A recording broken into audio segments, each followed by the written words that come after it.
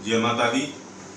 मैं बहुत दिनों से मेष लगन में जितने 12 भाव होते हैं उन भावों में नवग्रह कहाँ कहाँ स्थित है, कहाँ कहाँ बैठे हैं, उनके बारे में विश्लेषण करके आपको मैं बताता हूँ।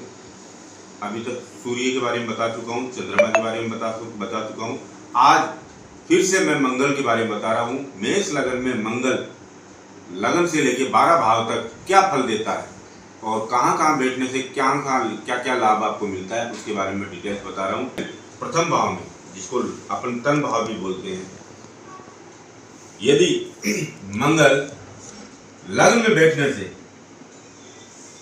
शरीर हष्ट-पुष्ट रहता है, तेज रहता है और गौर वर्ण चेहरा होने के बावजूद भी आपका गेंवा रंग हो जाता है, क्योंकि मंगल बैठ गया। मंगल लाल कलर है और मेष राशि का स्वामी खुद का मंगल बैठा हुआ है, इसलिए आत्मबल खूब रहेगा, साहसी होंगे, लंबी आयु वाले रहेंगे। शत्रु पक्ष पर कभी कभी परेशानियां आती रहती है और दैनिक आमदनी के पक्ष में कुछ विशेष आपको हानि भी उठानी पड़ सकती है। दूसरा, सेकंड हाउस में यदि मंगल होता है, सेकंड हाउस का मंगल, क्योंकि स्वामी शुक्र है और शुक्र और मंगल की युति होने से द्वितीय भाव में जातक को शारीरिक कष्ट बहुत ज्यादा होते हैं, धन संचय में कमी आ जाती है, परिवार कुटुंब में परेशानी तकलीफ होती है, वाणी में आप में मधुरता नहीं आ पाती है और विद्या तथा संतान पक्ष में कठिनाइयों का सामना आपको करना पड़ता है। थर्ड हाउस में मंगल यदि बैठ जाता है तो उसका क्या विश्लेषण और क्या आपको लाभ मिलेंगे, क्या नुकसान होंगे। यदि तृतीय भाव का स्वामी यदि बुध है और बुध और मंगल की स्थिति युति हो जाती है तो पराक्रम क्षेत्र में साहसी हो जाता है, शत्रु पक्ष को अपनी हिम्मत से पराजित कर देता है, भाई बहन के सुख में कुछ कमी जरूर रहती है और भाग्योन्नति हो जाती है। इसके साथ साथ में पिता के और व्यवसाय के द्वारा क्षेत्र में कई बार कठिनाइयों का भी सामना करना पड़ता है। चतुर्थ मंगल, मेष लगन में चौथा मंगल, पहली बात तो मंगल बैठने से जन्म कुंडली मंगलिक हो जाएगी। कर्क राशि का स्वामी चंद्रमा है, चंद्र मंगल का एक लक्ष्मी कारक योग भी बनाता है।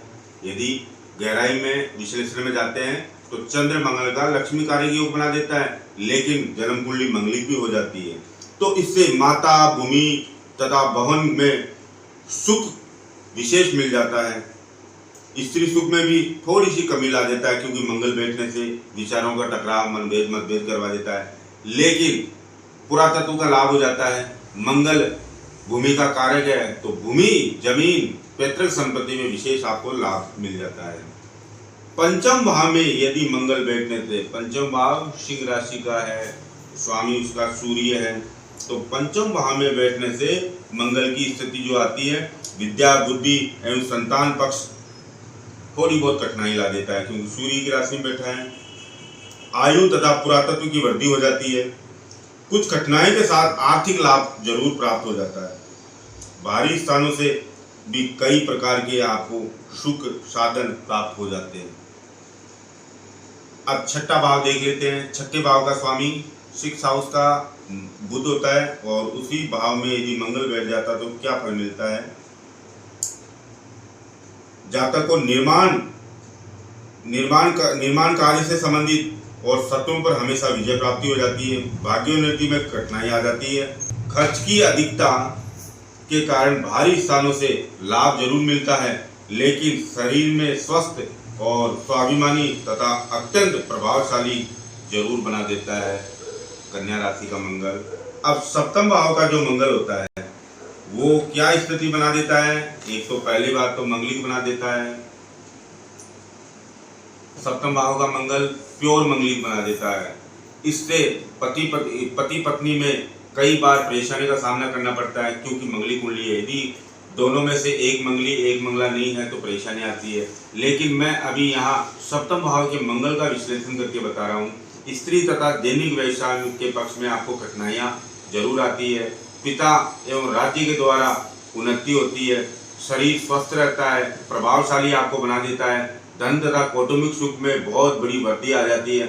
न्यून सफलता प्राप्त होने के बावजूद भी आपकी अलग से पहचान बन जाती है। अष्टम भाव का मंगल अष्टम भाव में वृश्चिक राशि, वृश्चिक राशि का स्वामी मंगल अपनी स्वयं राशि बैठा है। यहाँ भी जन्म कुंडली आपकी मंगलिक हो जाती है, लेकिन दीर्घायु एवं पुरातत्व का आपको लाभ मिलता है। मंगल बैठने से अष्टम भाव में दीर्घायु और पुरातत्व का लाभ मिल जाता है, परंतु शारीरिक सौंदर्य में कई बार कमी का सामना आपको करना पड़ेगा।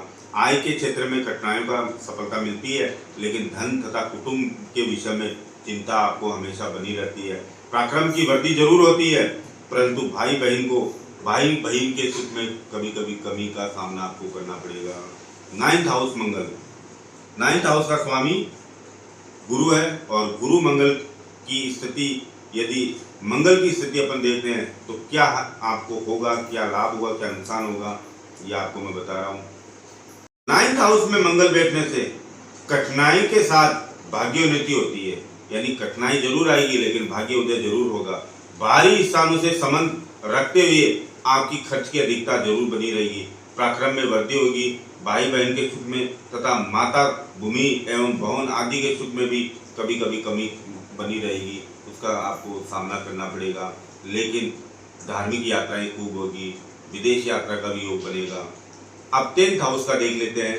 10th हाउस में मंगल यानी शनि की राशि में मंगल बैठा है।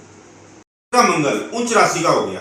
मंगल मकर राशि, मेष राशि में 10वें भाव में मकर का मंगल उच्च राशि में हो गया, यानी राजा की तरह जिंदगी जीना, राजनीतिक गलियारों में विशेष सफलता प्राप्त हो जाना, आपको राजकीय कार्य में विशेष कार्य उन्नति होगी। गवर्नमेंट जॉब की आप तैयारी करेंगे तो बिल्कुल आपको गवर्नमेंट जॉब अच्छे पद पे, प्रशासनिक सेवा का योग बना देता है, और आय का स्रोत में बहुत बड़ी बढ़ोतरी बना देता है। कहीं भी आपको परेशानी तकलीफ का आपको सामना नहीं करना पड़ेगा, क्योंकि मकर का मंगल उच्च राशि का है।